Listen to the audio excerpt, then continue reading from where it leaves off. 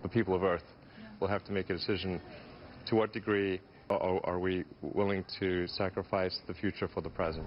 Ever more manufacturers are working on creating fully electric vehicles, but they might not be for everyone. Going beyond a hybrid into a car that is fully electric can be really awesome, but there are some things to consider. Just like with pretty much everything in life, there are some things that are positive, but there are some negative things too. So could it be right for you? Let's find out. This is Electric Cars, pros and cons of having one. Please remember to hit that like button if you enjoyed this video, and then please subscribe to our channel, it means a lot. And when you turn on the notifications, then you will never miss a thing. Pro, they are better for the environment. A lot better for the environment than a hybrid car, and even more so than a traditional gas car. So that is a big consideration. A hybrid still has an exhaust system, so they do have some emissions. And of course, a fully gas vehicle just pumps out fumes. Those then go out into the air and are very bad for the environment. Greenhouse gases from cars are a major contributor to climate change. But a fully electric vehicle has no exhaust system, so that means they don't have any emissions either. Without substantial change, we are on a path to large increases in the planet's temperature. Cons. They have a much shorter range than a traditional car. This is one of the biggest issues that an electric vehicle has at the moment, the short range that they can drive between charges. For more urban areas, this might not be such a major problem. Most of these cars can go for around 60 to 100 miles when they have been fully charged. So that isn't that bad. But there really is no way that you're going to be able to take long road trips with them, at least not without a lot of patience, because recharging isn't that easy either. But we will get to that in a little while. Most traditional cars can get much further on a tank of gas.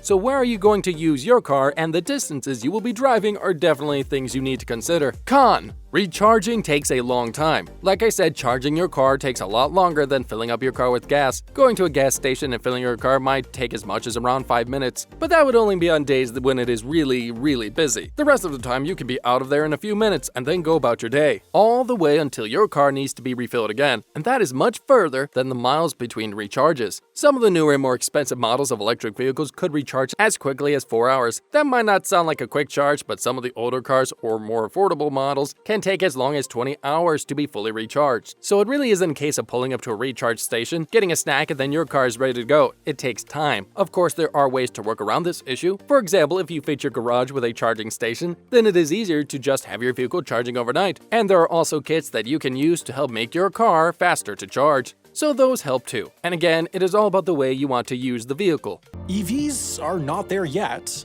Right now, they're too expensive, too short range, and too slow to charge.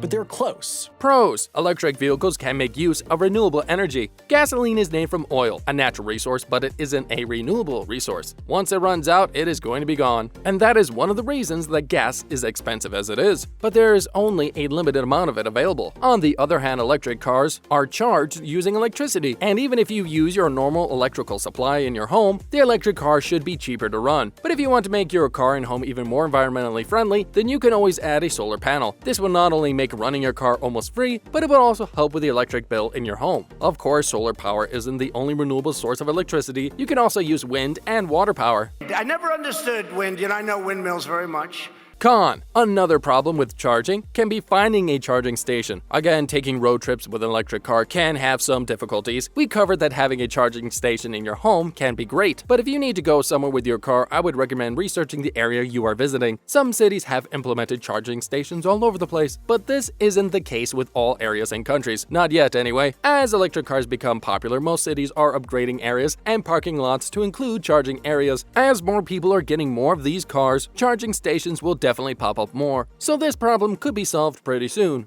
So Supercharger Generation 3 will be quite a dramatic improvement.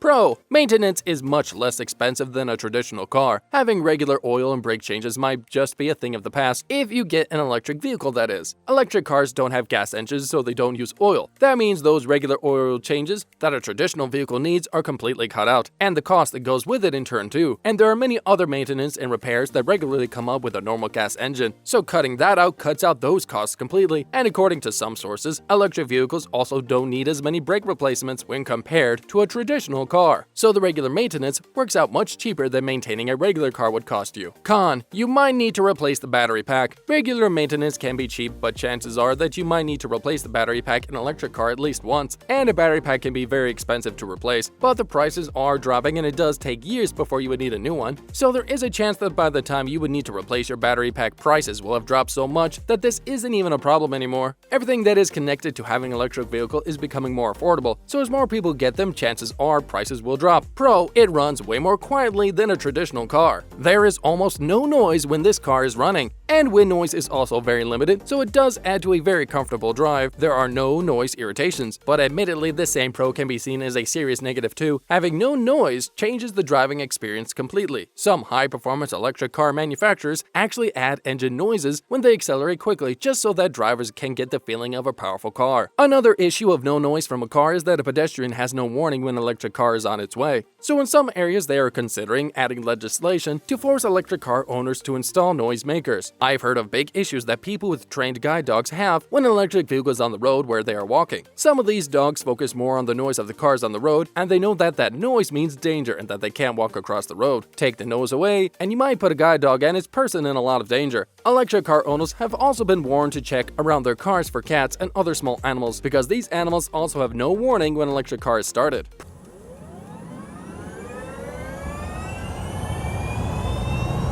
Pro: you are allowed to use the carpool lane. In areas where the highway has a high occupancy vehicle lane, cars with more than one occupant are allowed to use these lanes and bypass the traffic. But what many people don't know is that these lanes are also open to people driving in electric cars, even when there is only one person in the car. So if you ever wanted to use the carpool lane, but you don't want company, then using an electric car might be just the best solution for you. Con: electric vehicles are still more expensive. For some vehicles that you have the option of taking a normal gas-powered car or getting an electric-powered engine, but pretty much in every case you will pay quite a bit more for the electric option than you would for the gas engine. Now again, as things are changing, this price gap is sure to come down eventually, so it might not be that long before we will pay the same amount, and the daily costs might be low enough to offset the initial larger price tag. Con: there aren't as many options. There have been years worth of traditional gas-powered vehicles that were built, and electric vehicles have only been built for a few years, so obviously that does mean there are a lot more options of normal gas cars to choose from than there are electric options to choose from. But more and more car manufacturers are making electric vehicle options for their cars, so the pool of options is growing. And if you did want to buy a brand new car, then it might just be the best time to try and go for an electric vehicle if it is an option that works for you. Pro: you could get tax credits just because you own your car. In some states, the original owner of an electric car can actually get some tax credits. They do this just to encourage people to make choices that are more environmentally friendly, like getting an electric car. But like most things to do with tax payments, there is a lot of fine print that you need to check out. Some cars get more credits, some models less, but luckily you can get all that information online if it is something that is important to you. Having an electric car can have some negative things, but these are getting better as more people get them. But there are just as many positives to owning an electric vehicle. Consider everything and decide what works for you. Thanks for watching!